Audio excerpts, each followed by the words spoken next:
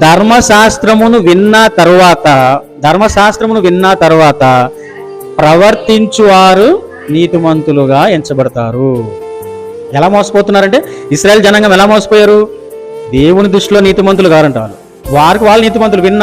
విన్నాం వింటే సరిపోతుంది అని అనుకుంటే మాత్రం మనమే మోసపోతాం.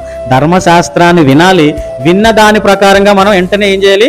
తూచా తప్పకుండా దాన్ని మనం ప్రవర్తించాలి, అనుసరించాలి, ఫాలో అవ్వాలి. ఈరోజు చాలా మంది వినడానికి చాలా ఆసక్తి, అంతేనండి, వినడానికి చాలా ఆసక్తి. వీళ్ళందరూ ఏ బ్యాచ్ అనుకుంటున్నారు? ఏ బ్యాచ్? బయట కూర్చుని అందరు మాటలు వింటారు కదా రచ్చబండ దగ్గర.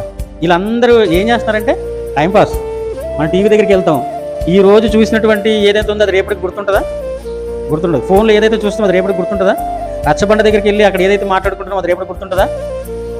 ఎక్కడైనా సరే ఎవరైనా మాట్లాడినప్పుడు అవన్నీ గుర్తుండవు, ఎందుకంటే మనం వినటానికే, చెవులతో వినటం వరకే.